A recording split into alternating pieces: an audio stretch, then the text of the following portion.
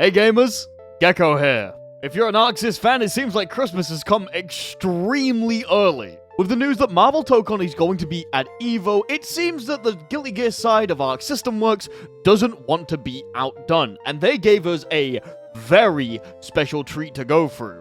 The 18th volume of the Developer's Backyard is finally here after a very long wait since the last one. This one is extremely long and goes into a lot of different details. So today we are going to read through the entire thing and see what it says. Now, for those of you who don't want to just have the entire thing read at you, okay, fair enough. Don't worry, I have a solution. In the description, there should be timestamps that go over each section of the Developer Backyard. Once we finish reading through a whole section, I will give a brief description of what happened in it, as well as what it generally means for the future of Guilty Gear. I haven't read all of this yet, so it will be a mixture of knee-jerk reactions, as well as surmising what we said. There's also a lot of different things in this, so don't worry if you want to skip between a bunch of different sections.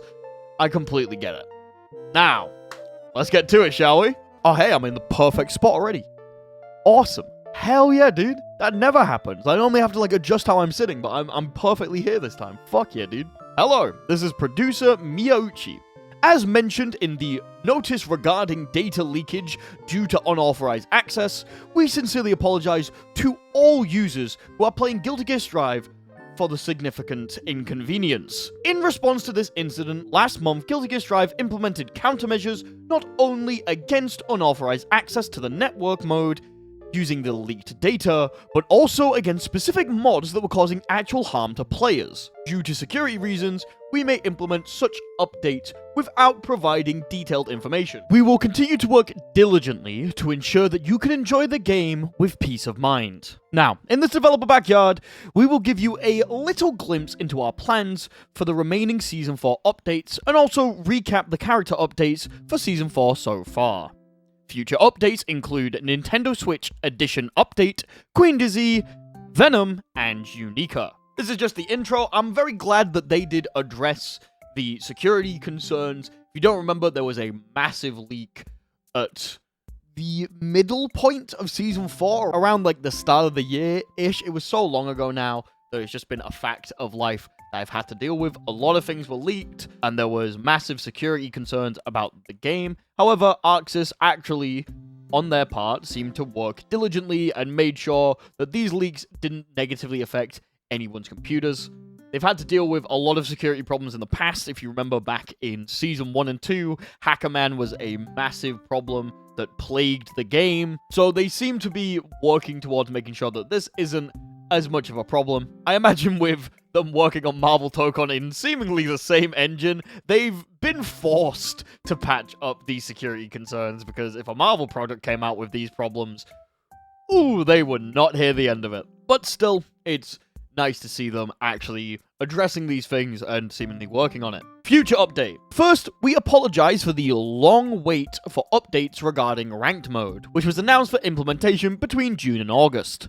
Development is progressing smoothly, but due to the need to implement security updates last month, we are currently preparing for an August release. Please see below for an update development roadmap. As you can see, this is coming with the news that ranked mode is going to come alongside Lucy, as well as the massive battle update that comes alongside her. Next update scheduled for August. The final character for Season 4, Lucy, a guest character from Cyberpunk Edgerunners, the new ranked mode, and battle adjustments are all planned for the August update. The specific update will be announced at the fighting game tournament EVO held in Las Vegas, USA from August 1st to 3rd local time. Please look forward to it. Addition of ranked match mode.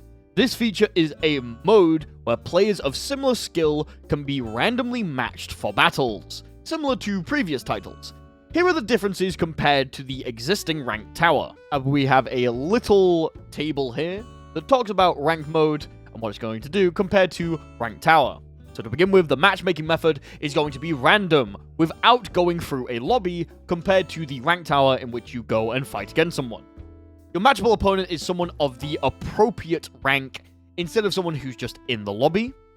The rank management is per character instead of per player.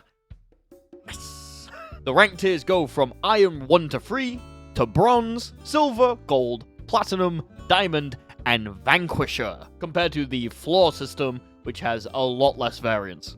Your rank updates at a certain point threshold, rather than the win-loss in a certain number of matches, and the top rank ranking is rate points, compared to the number of wins that you get, which makes me think that maybe there's an MMR system in Vanquisher, similar to how Masters works in Street Fighter. The rank tower will be renamed Jewel Tower as an entry point for getting used to online battles for those who are not accustomed to fighting games or feel hesitant to play against random opponents without seeing them.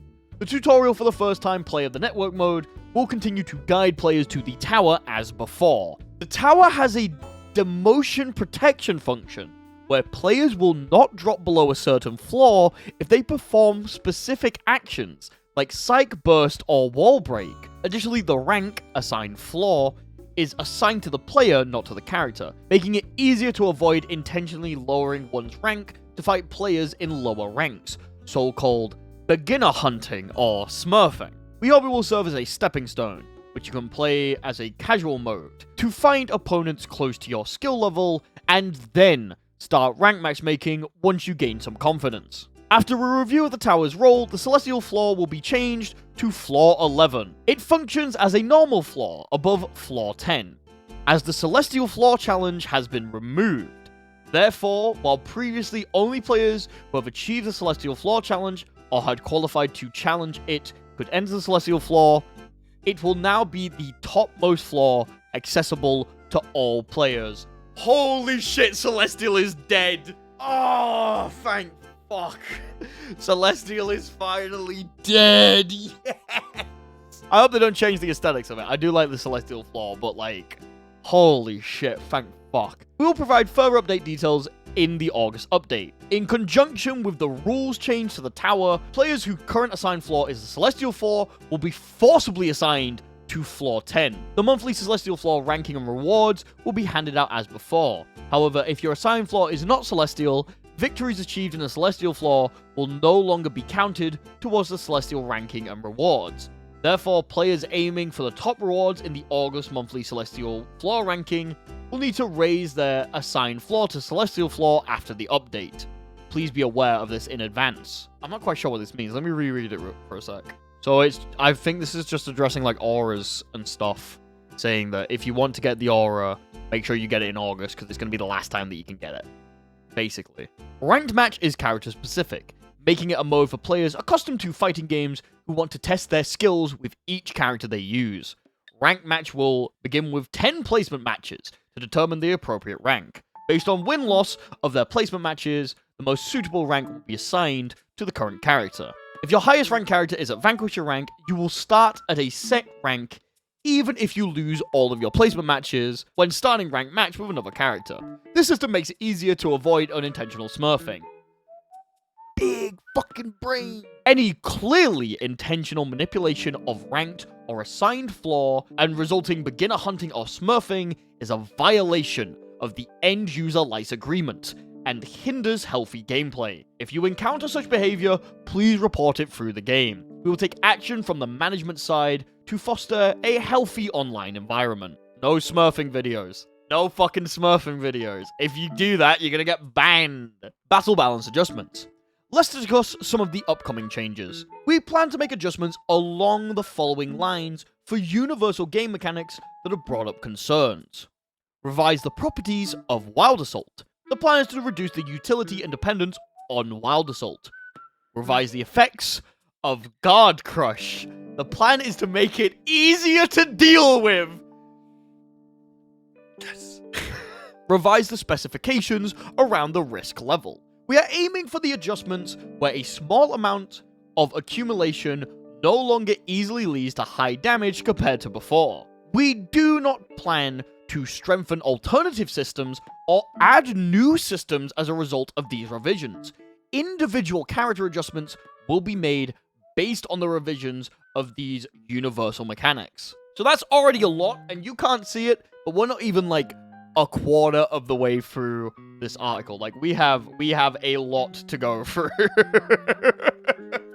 Oh my god.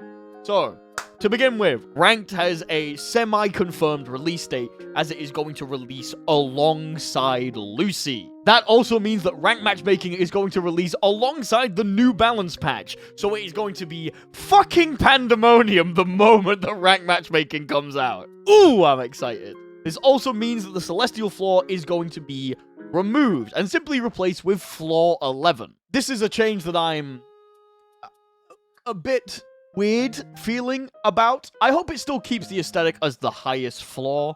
However, the name Celestial being removed and simply replaced with Floor 11 does mean it loses a little bit of its prestige. I am extremely happy that the Celestial Challenge is gone, though. I fucking hate the Celestial Challenge. Dude, you don't understand. Getting into Celestial every month is a pain in the fucking ass, and I'm so glad it's gone. I am so happy it's gone. Alongside this, there are several tiers of ranks. It seems that at the lower ranks, it works more on just finding someone of the exact same rank as you, less of a MMR system and more of a rank notation system. So if you're Silver 2, it's going to try and find someone who's Silver 2 first, then look for Silver 1 or Silver 3, then look in the bronze and golds until it finds someone. Vanquisher, we don't know as much about. However, from the way that the article is speaking, it sounds like it's going to have a point system once you hit it. Similar to something like the MMR system from Street Fighter once you hit Master's Rank. Hell yeah. Perfect. This is exactly what I've been wanting, at least. It also works per character, meaning that if you want to try out a new character in ranked mode, you can do it extremely safely. If your top ranked character is in extremely high rank, though, you won't be able to drop down to the silver, bronze, and iron ranks. Likelihood is, if you are at Vanquisher, you're going to be forced into gold or platinum, depending on how your ranking goes. Speaking of your ranking, every character has 10 placement matches that they can play to get their initial rank. This means that, depending on how you play, you will get a different rank, which, yes, perfect. Rank systems falter extremely hard when you force everyone to start at the bottom and climb their way up. So the 10 placement matches is an amazing system that's going to help people get to their ranks extremely quickly. They didn't mention how the reward structure is going to change, only that if you want to make sure that you get your Celestial rewards, you need to make sure that you get into Celestial at the start of August. This seemingly implies that the update isn't going to come out right as Evo ends, and maybe we have a couple of weeks where there's an intermediate period before the balance patch and Lucy. If you want my hopes for this, I'm hoping it comes out at the back end of the month in the August 20th range, so that Arxis could bring a setup over to another tournament and let people try it out early. I wonder if there's any big ones that are happening between August 15th and 18th that Arxis could come over and see. Bring the fucking setup to versus fighting! Let us gaslight. It is the right of every British player to gaslight people. Still though, it's a bit of a weird one. I do hope that when the rank mode comes out, they go into more detail on what's going to happen to the Celestial rewards. If it turns out that the auras become a ranked reward instead of a Celestial reward, I think that would be really cool. So there's like an active time where you have your aura. So if you're a top 300 player, you have the blue aura, but the moment that someone kicks you out of top 300, you lose it. I feel like that would give it more prestige and something for you to focus on consistently rather than just wins in a certain month. We will see though. They also addressed smurfing, which is something that not a lot of rank modes say when they come out. If you don't know, smurfing, or beginner hunting, as the article put it, is the act of intentionally lowering your rank as low as it can go, and then fighting newer players so that you can win more easily. It's something that happens in a bunch of games, and it is really annoying every time it happens, and Arxis is seemingly trying to combat this as much as they can. To the point where they say that you should report players that you do not think should be in ranks. Now, smurfing is always a bit of a slippery slope. Sometimes players are absolutely lowering their rank to as low as it can go, so that they can fight newer players and win easier. However, sometimes players just start being on a hot streak And sometimes players just have really bad days and now they go from diamond to platinum. It's a bit of a weird one. However, they are very much saying that they are looking into it and they are adding things to make sure that you can't smurf as easily. Finally, the battle adjustments. They said the thing that I wanted them to say, and they're fucking getting Guard Crush. Yes! It is extremely vague on what they are saying, but these are pretty big points that people in the community have talked about quite a bit.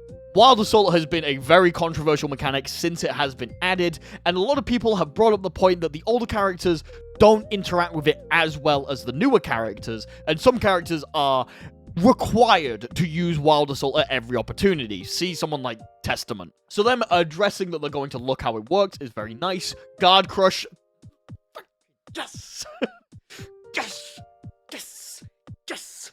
Fuck you, Guard Crush. I hope it's gone.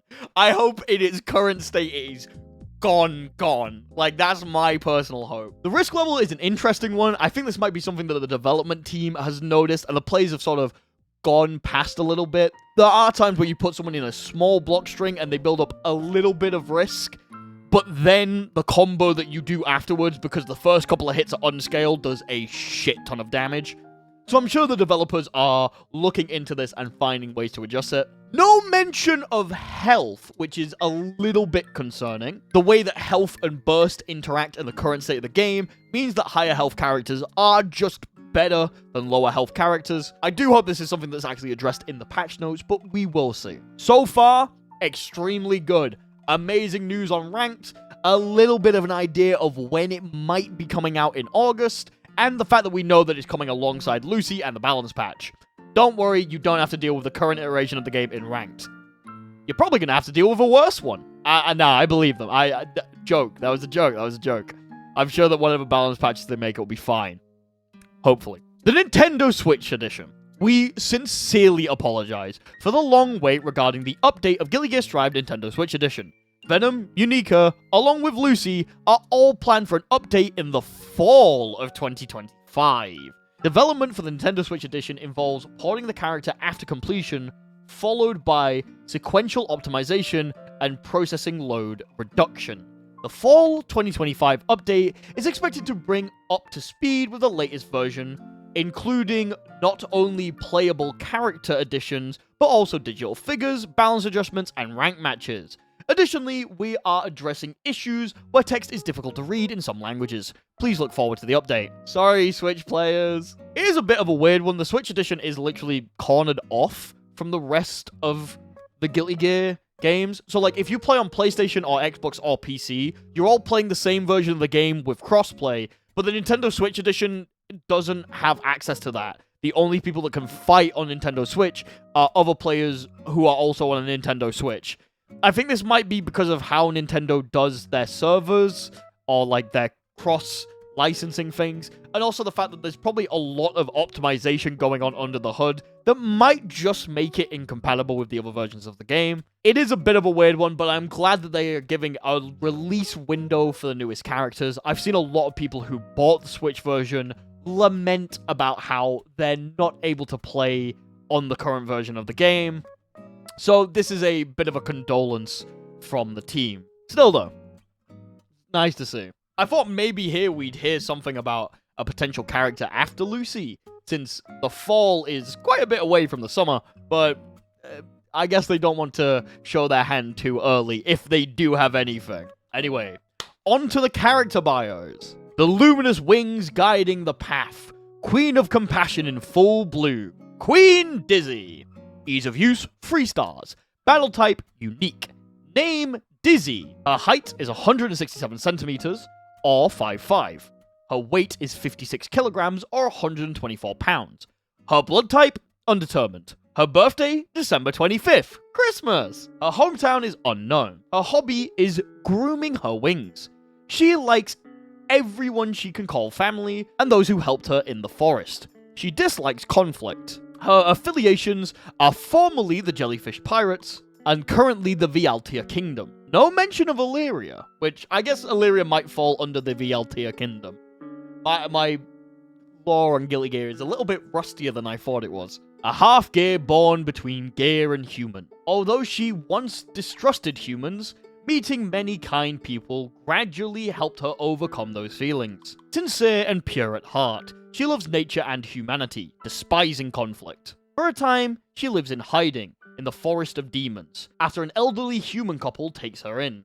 Johnny then asks her to join the Jellyfish Pirates, where she is welcomed warmly. During this new peaceful life, she meets Kai Kisk, a director of the International Police Force at the time, and falls in love. She eventually bears him a son, Sin. Later, she is sealed away in slumber to escape an enemy attack, and subsequently freed during the Cradle incident. As Kai steps down from his position as allied king of Illyria, Dizzy now rules the new kingdom, Valantia, together with him. Although still growing accustomed to her official duties, she finds each day fulfilling. Holy shit, Kai seceded from Illyria. Where did they set up the kingdom? Did they just secede some land? Did they fucking colonize somewhere? Dizzy, where did you set up this kingdom? I do not wish to be a king of Illyria. I wish to be a king of Valantia. I shall go to war with you, Leo Whitefang! Dizzy is a crucial character in understanding the relationship between Sol and Kai, as well as the overall world of the Guilty Gear series. Therefore, we always wanted to introduce Dizzy as a playable character at some point from the beginning of development. Necro and Undyne located on her back, and her defining features. From our development experience in Exard, we knew that making Dizzy a playable character would require creating not only her, but also Necro and Undyne. For this reason, her development period was longer compared to other characters, until her official implementation. Queen Dizzy comes from a part in time significantly after the events of the anime Guilty Gear Strive Dual Rulers, where Kai abdicated from the throne of the Kingdom of Illyria. She rules Valantia, a new country within Illyria's territory, inhabited by Gears, together with Kai. Her outfit in this installation differs from her previous combat attire, and is what she wears when performing her public duties in Valantia.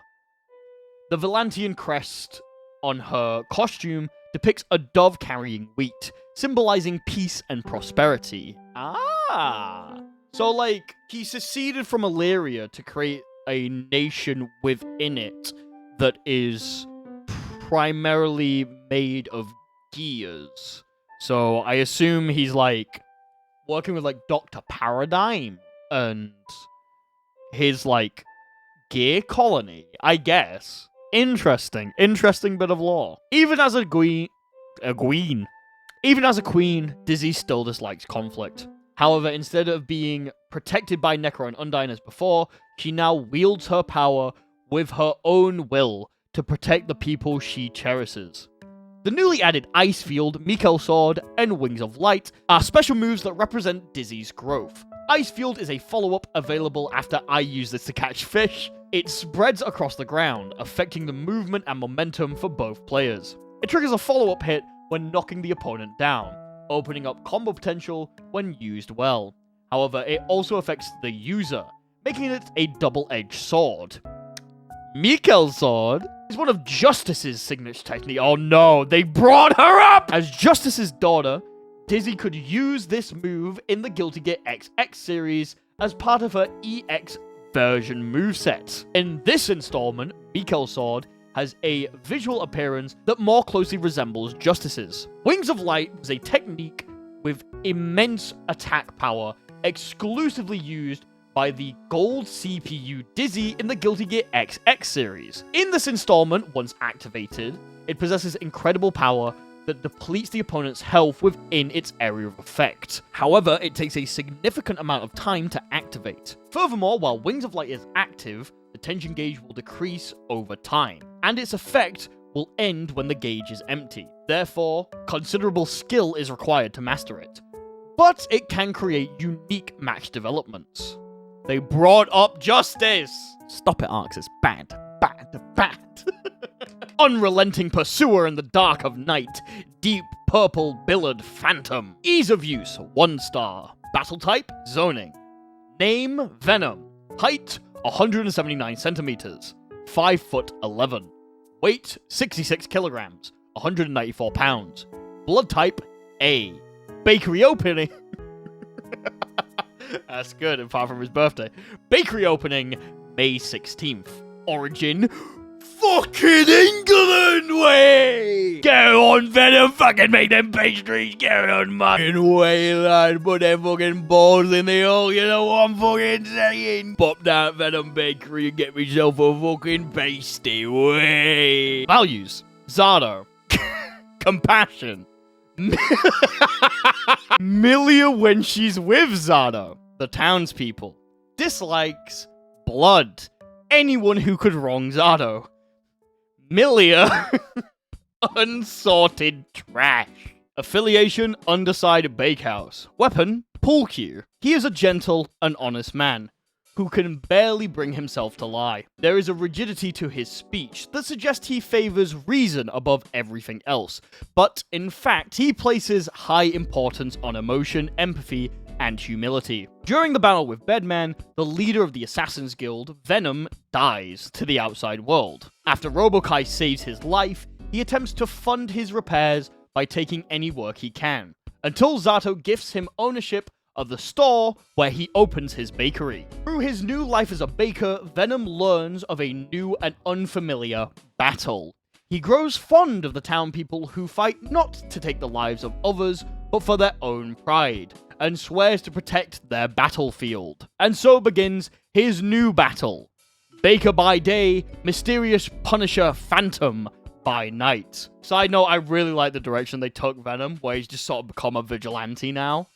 It's peak. It's awesome, dude. Robokai is a robotic weapon developed in a laboratory run by the Post-War Administration Bureau. He was modeled after the famous hero and warrior Kai Kisk, legendary for his accomplishments during the Crusade and the Second Holy Order Section tournament. Data about Kai has been carefully sampled, analyzed, and finally incorporated into Robokai's artificial intelligence unit. Although all Robokais were implemented with a personality, none of the Robokais which followed after the first were ever quite as complete. He seems extremely attracted to women and sees humans as inferior creatures, but also demonstrates extremely human behavior. The source of his power comes from a powerful beetle within him, known as the Hercules engine. He loses his pride and joy, his body frame, in the battle with Bedman. Undeterred by the cruel twist of fate, however, he works to earn his repair fees by helping out at Venom's bakery. He also takes great pains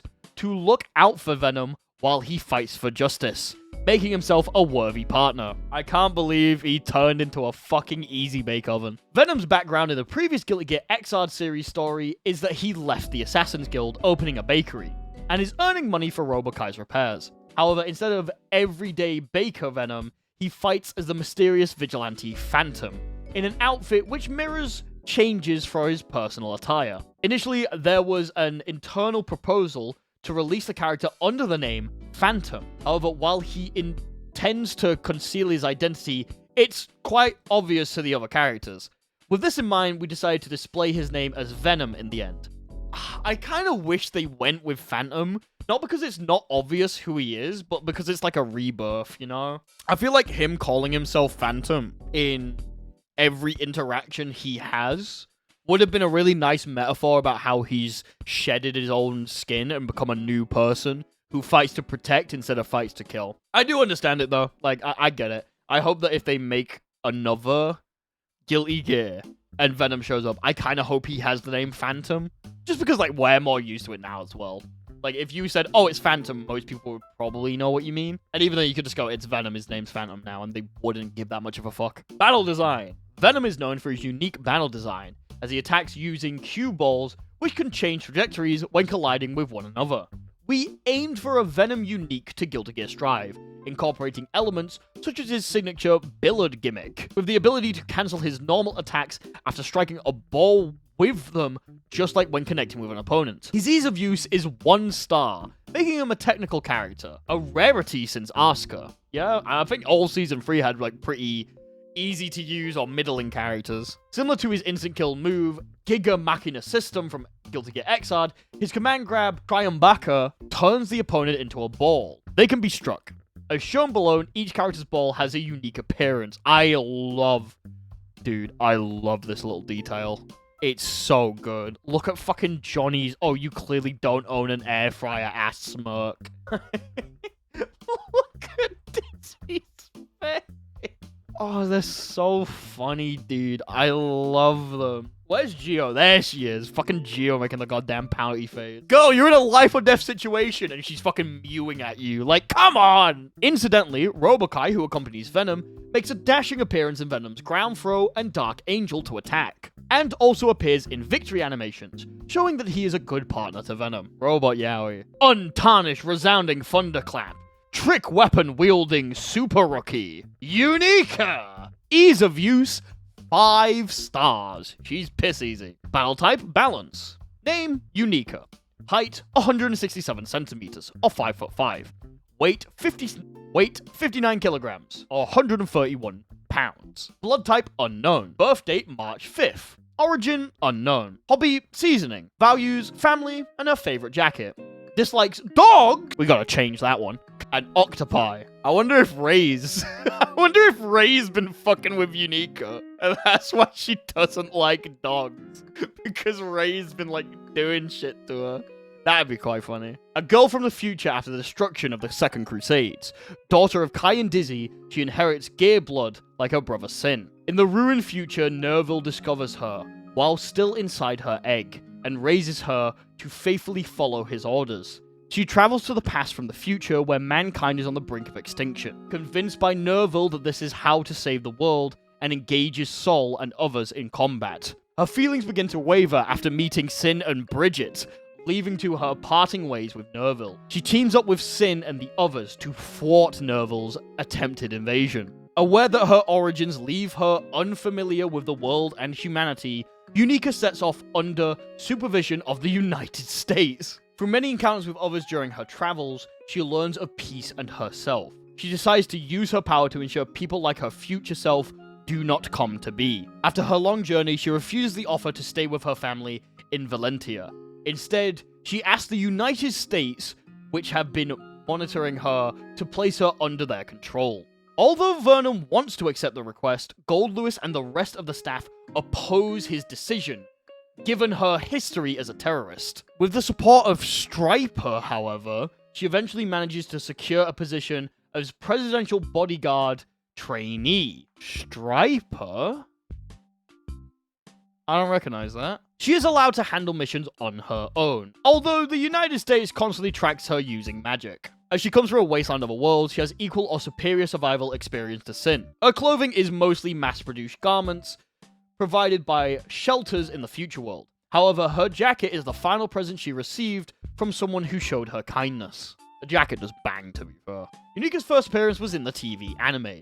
During the plotting phase of Guilty Gear Strive Dual Rulers, General Director Daisuke Ishiwatari handled her character name and design as a new character for Guilty Gear. Ishiwatari was provided with the essential elements for the script, such as Unika's identity as daughter of Kai and Dizzy from the future, her personality, upbringing, and the fact that she possessed means of attacking from a distance in addition to close combat. The result was a character very representative of Guilty Gear, with the Thunder Seal incorporated as part of her transforming armament. Her transformation was part of her design right from the initial concept.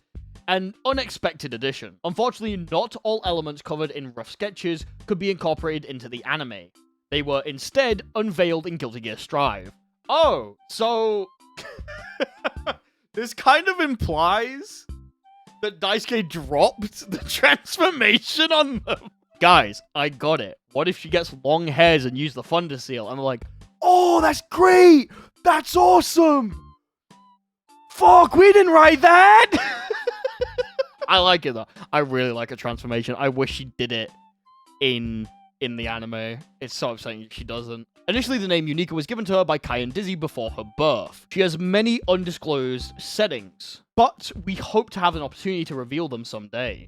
Ooh. Unika is designed as a character who can unleash diverse attacks by transforming her weapon during battle, hence she has a large amount of command normals. Although her command list may appear complex at first glance, we aim for a battle design with an ease of use of 5 stars to encourage a wide range of players to try her as a completely new character for Guilty Gear Strive. Her command normals 2 through 6, excluding 6P, give her access to a quick input for special move follow-ups. effectively making it possible to use special moves with a single button press. For example, after command normal 2, 6HS, inputting 4K will execute ATTG top attack, which would be quarter circle back kick. Similarly, 6HS will allow for AMTG streak, 6S for ACTG blast off, and 6K for ATTG penetrate. This allows players who are not accustomed to command inputs to perform a variety of moves. While the commands are simple, on the other hand, the character demands depth for those who wish to pursue high damage combos and set play. Incidentally, the abbreviations such as AMTG in her move names are all techniques designed for fighting gears. And they stand for the following. Holy shit, we actually get to know what they mean. AMTG is anti-multi-type gear. AATG is anti-aerial type gear. ACTG is anti-colossal type gear. ATTG is anti-terrestrial type gear. I see! They did have a meaning!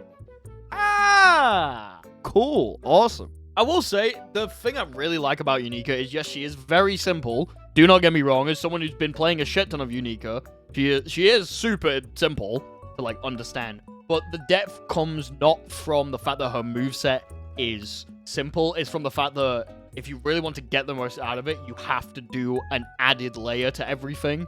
So the simple inputs are very easy to do, but if you want to get the most out of them, you have to start doing Kara dashes, which adds a layer of complexity to everything. Obviously, with a dash macro, it can be a lot easier when compared to games like BlazBlue Central Fiction. However, if you're like me and you don't use dash macro, there's a lot of very interesting inputs you have to execute that you're just not really used to. I love Unika. I think she's amazing. They did an amazing job on her design. And there's a reason that I've been playing her as much as I am, because she's very fun. I think they did an amazing job on basically every character this season. Apart from, like, balancing issues, I think they're all really well designed and really interesting. I would say Dizzy's the weakest, but that's because I don't like zoners, and I think Venom's just more of an interesting zoner than Dizzy is. But even then, I think that's more of a problem with, like, balance than actual design. So yeah, they did an amazing job. I'm so glad we got to learn more about it. Kai seceded from Illyria, and he's now the king of a gear nation. Sure, man. Fuck it. Why not? That's all for the Volume 11 of Developer Backyard. Thank you for sticking around until the end. We're currently accepting submissions for topics you'd like us to discuss in future Developer Backyards, as well as questions and comments via the forms below. Wow! There we go. That's it. That was the 18th volume of the Developer Backyard. How long has it been since the last one? Oh my god.